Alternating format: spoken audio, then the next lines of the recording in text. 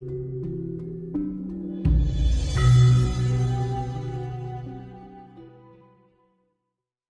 iki nyempurnakan marang lakune supaya jadi menungso. Setelah menungso kudu bisa menungsakaken marang menungso. Setelah iku munggah disebut yaiku insani.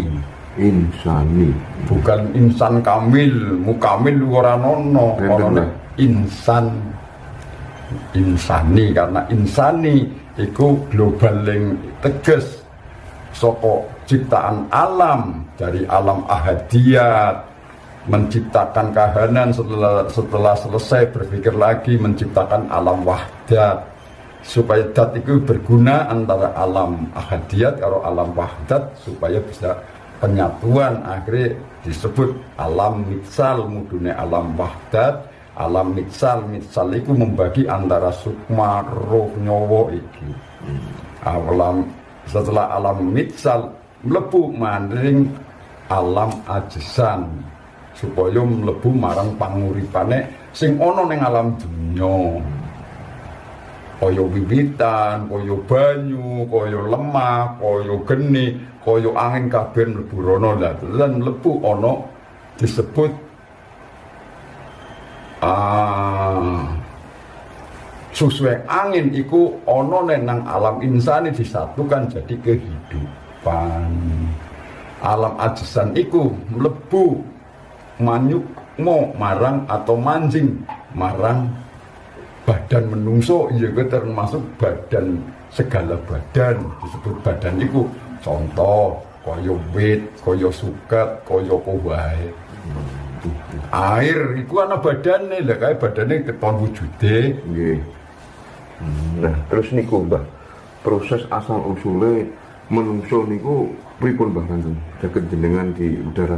Yo bisa asal usule menungso iku memang asal mulanya saka dat, kodrat, terusan global, akhirnya yaitu disebut banyu. Banyu iku setelah banyu kayat, karena membentuknya dari banyu kayat, perwujudannya akhirnya menciptakan banyu bahan insani. Banyu bahan insani itu ya banyu perwujudannya menungso. Iku prosesnya kaya ngono. Nek secara singkate, secara panjangnya pernah ceritakan asal usule nabi yaitu menungso. Nabi menungso. Ya iya nek ora ana menungso ora ana nabi jere sapa wong edan ajarane sapa. Ajarane sing urip genah. Mbah, kados nabi itu kan termasuk manusia pilihan yang langsung dapat wahyu dari Allah. Nah, ya semua manusia itu dikasih wahyu. Kenapa kok wahyu? Karena hidup lahir. Yang tidak dikasih wahyu ya pasti mati bongko. Nah, yang membedakan wahyu manusia biasa dengan wahyunya nabi itu bagaimana, Mbak? Kalau semua manusia itu punya wahyu. Namanya wahyu nabi itu melakukan sifat dan sikapnya terhadap penyatuannya antara Allah dan Muhammad.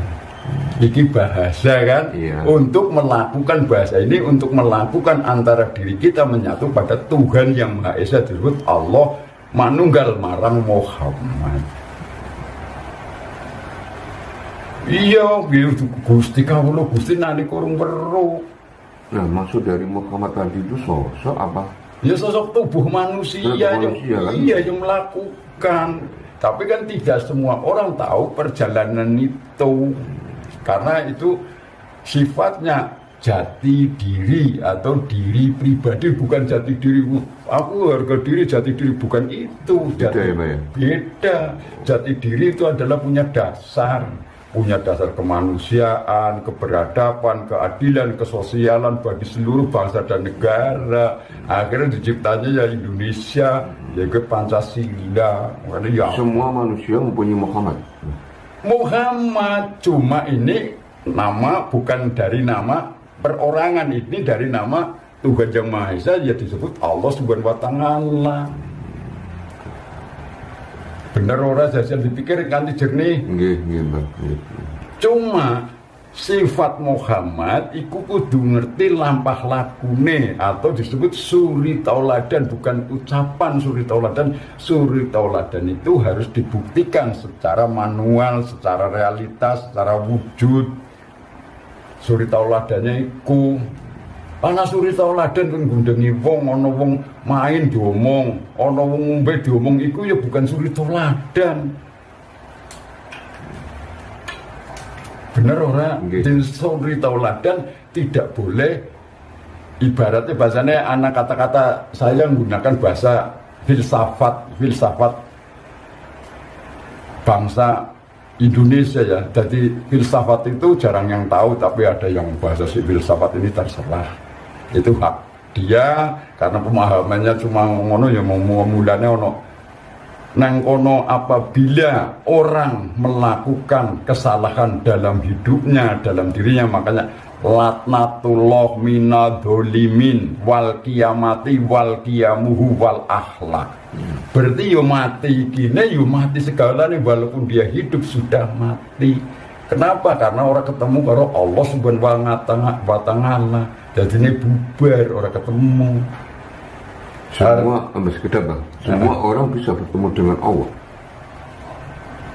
Bisa, asalkan berani melakukannya. Lampah lakunya. Apa Bang untuk lampah lakunya? Lampah lakunya itu apa ya?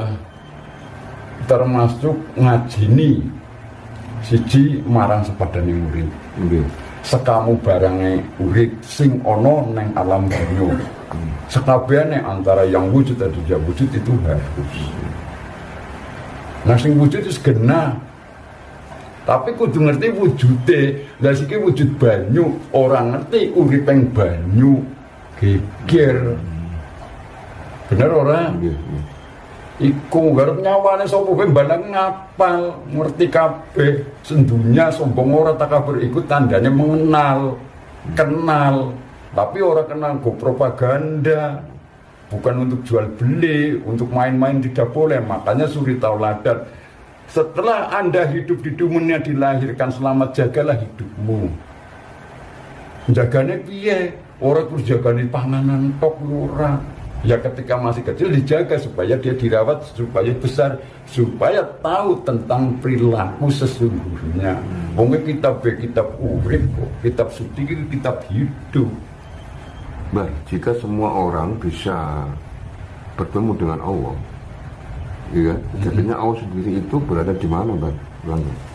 Ya ada, saya katakan ada, tapi tidak bisa untuk propaganda. Ini kan kita menggunakan tidak bisa untuk propaganda sekedar bahasa. Bisa, saya katakan bisa, cuma mampu enggak, ibaratnya bahasanya ngene lho. Mas Indra, nun sewu. Orang kalau manjat menggunung atau melaku menggunung kan susah payah toh. Ya.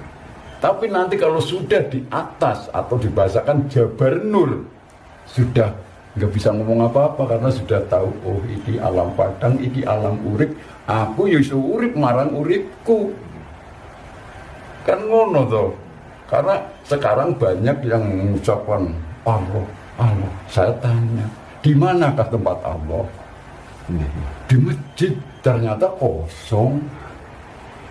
Ini logika loh ya, kita bukan pembencian, ujaran ini tidak. Katanya Allah di atas langit, Mbak. Nah, di atas langit. Sedangkan langit itu ada batasnya. Kok tidak sehingga dia tahu langit mana? Bener nggak? Iya, betul. Langit ke ono, aku sak langit itu ya hafal kabeh. Wong aku setahun lakoni, jadi wong setahun lakoni ora goro. Nek wong urung tahun lakoni kok ngomong ketemu aku mesti jengkel. Masa? Mesti jengkel tak dedes. Di mana cirinya Allah? Di mana apa ya? Mahfud apa goro? Di dunia adanya. Di dunia di mana? Tanya sendiri sama gurumu, teman kan gurumu ora weruh. Di mana, Mbak? Dia di mana, Mbak? Itu contoh kan ya. Ini maaf ya. Salah satu contoh tadi bahasanya air. Iya. Air ada bentuk wujudnya, dipegang bisa, diminum bisa, dirasakan segalanya bisa. Ini logika ya. Nggih. Iki contoh salah satu wujud. Lah nek asma turana wujude kowe piye aku tetekon.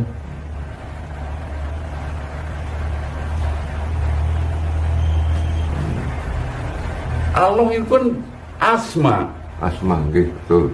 Bener nggak? Betul. Yang dimaksud asma ini harus ketemu bentuk wujudnya.